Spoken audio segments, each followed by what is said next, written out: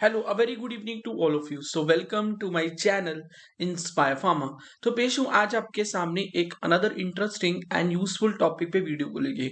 आज की वीडियो होने वाली है B pharma inorganic chemistry third unit के इंपॉर्टेंट क्वेश्चंस विद आंसर्स के साथ। आई होप मेरी ये वीडियो आपके लिए यूजफुल होगी जैसे कि मेरी बाकी वीडियोस आपके लिए यूजफुल रहती हैं।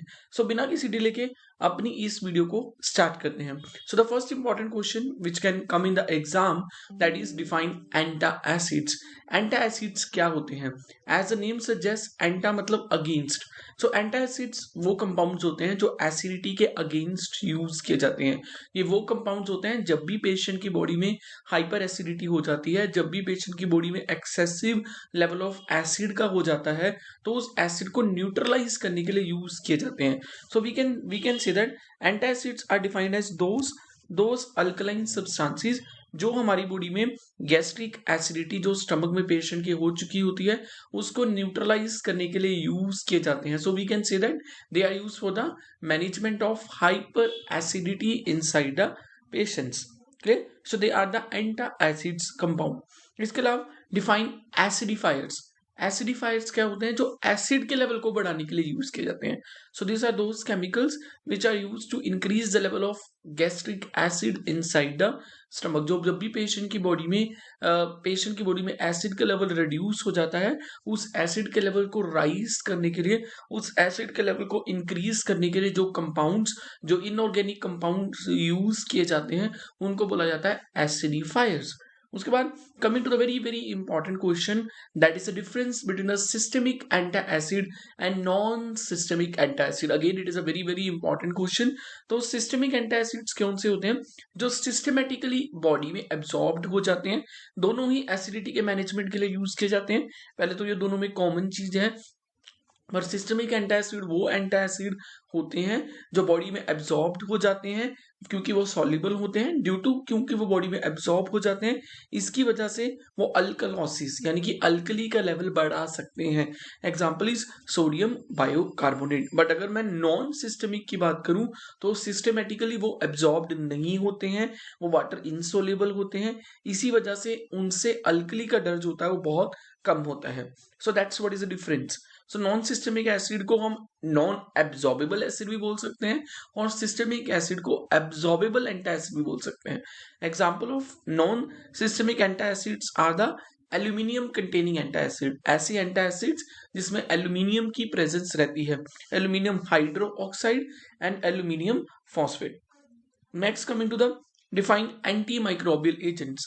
एंटी माइक्रोबियल नाम से ही पता चलता है जो माइक्रो ऑर्गेनिजम्स के अगेंस्ट यूज किए जाते हैं। This are the large variety of chemical compounds and physical compounds that are used against the micro organism.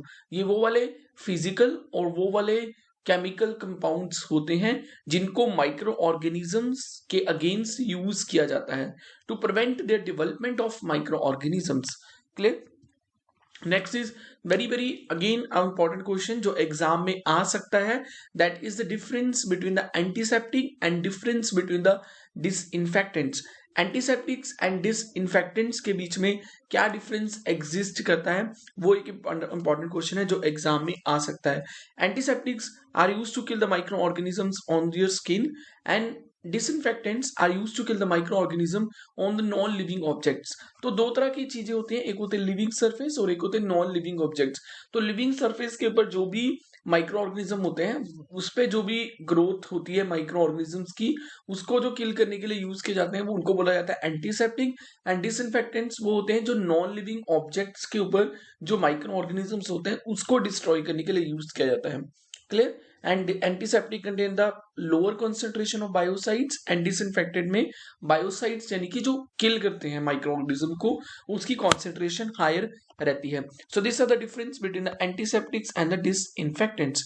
Next question, cathartics. Cathartics वो सब्सटेंसेस हैं जो आपके स्टूल को लूज कर देते हैं और जो बाउल मूवमेंट्स को इंक्रीज कर देते हैं, राइज कर देते हैं। So cathartics are those particular substances which loosen the stool of the movement patient or increases the bowel movement, मतलब बाउल मूवमेंट को इंक्रीज करके वो आपके स्टूल को लूज कर देते हैं. So cathartics are those particular agents which are use in the management of constipation in the patient. So constipation में क्या होता है, पेशेंट की बाउल मूवमेंट स्लो हो जाती है. So cathartics are those substances which are use to increase or which are use to rise the bowel movement of the patient. Similarly bulk purgatives क्या होते हैं, ये कैथेटिक्स के अंदर एक कैटेगरी है. बल्क परगेटिव्स कॉन्स्टिपेशन के मैनेजमेंट में यूज किए जाते हैं. कैसे कॉन्स्टिपेशन को ठीक करते हैं, by increasing the bulk of your bowel content, bulk of your waste content which is present in the stomach. So they act by increasing the fecal mass. They stimulate the peristalsis. Peristalsis are the motion जो stool को movement में help करती है, और therefore they increase the bulk of the bulk content of the stool. For example is the isabgol. So they are the bulk purgatives.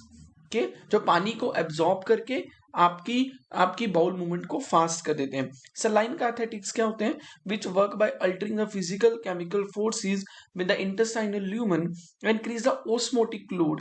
Saline cathartics क्या करते हैं, आपकी जो ओस्मोटिक लोड होता है, जो आपका वेस्ट कंटेंट आपके स्टमक और इंटेस्टाइन में डाल रहा होता है, उसको इंक्रीज कर देते हैं. So they work by undergoing the physical chemical alteration within the intestine. Okay, so and they increase the osmotic load. So वो आपकी बाउल मूवमेंट को इंक्रीज कर देते हैं. For example whatever the calcium magnesium salt, they are characterized as saline cathetics. उसके बाद systemic acidifier क्या होते हैं, जो आपकी पीएच को कंट्रोल करने के लिए यूज किए जाते हैं by neutralizing the alkaline body fluids. ठीक है, एसिडिफायर जो आपकी बॉडी में पीएच को कंट्रोल करने के लिए यूज किए जाते हैं by neutralizing the alkaline body fluids. ठीक है, सो सिस्टमिक एसिडिफायर. उसके बाद write the role played by the potassium inside the body, or write the role played by the potassium जो आपकी मसल्स की कॉन्ट्रैक्शन में हेल्प करता है, पोटाशियम जो आपकी हार्ट बीट को रेगुलेट करता है, पोटाशियम जो न्यूट्रिएंट्स और वेस्ट को आपके सेल में से बाहर मूव करने में हेल्प करता है. So this are the three different role which is played by the potassium. This can also be the another important question कि पोटाशियम आपकी बॉडी में क्या इंपॉर्टेंट रोल प्ले करता है. सो पोटाशियम न्यूट्रिएंट्स की मूवमेंट में हेल्प करता है, पोटाशियम आपकी हार्ट बीट को रेगुलेट करता है, पोटाशियम आपकी मस्कुलर कॉन्ट्रैक्शंस में भी हेल्प करता है कि आपके मसल सही तरह से कॉन्ट्रैक्ट कर सके. Coming to the next point कि कैल्शियम बॉडी में क्या रोल प्ले करता है. Calcium is also playing the very important role in the body. ये आपकी मसल्स कॉन्ट्रैक्शन में हेल्प करता है, ये आपकी हार्ट कॉन्ट्रैक्शन में हेल्प करता है, ये आपकी न्यूरो ट्रांसमिशन में हेल्प करता है, और लर्निंग और मेमोरी में हेल्प करता है. So this is the role which is play by the calcium. It helps in the contraction of the muscles. Clear.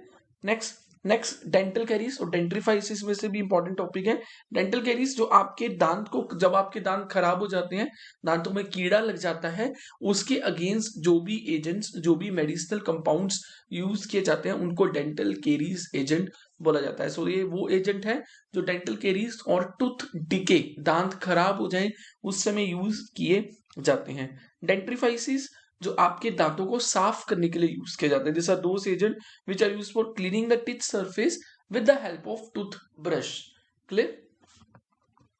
Define last question which can be very important, desensitizing agent. आपने देखा होगा कई बार कुछ लोगों को दांतों में ठंडा गर्म कोई केमिकल हो जाए तो उनको सेंसिटाइजेशन होने लगती है, एक्सेसिवली सेंसिटाइज्ड होते हैं टू दोज एजेंट्स. तो उस सेंसिटाइजेशन को रिमूव करने के लिए जो भी एजेंट्स यूज किए जाते हैं उनको बोला जाता है डीसेंसिटाइजिंग एजेंट. सो ये वो एजेंट है जो दांतों की हाइपर सेंसिटिविटी को ट्रीटमेंट के लिए यूज किए जाते हैं, which is a kind of painful response of the body to the any kind of stimulus, जो कि थर्मल भी हो सकता है, केमिकल भी हो सकता है.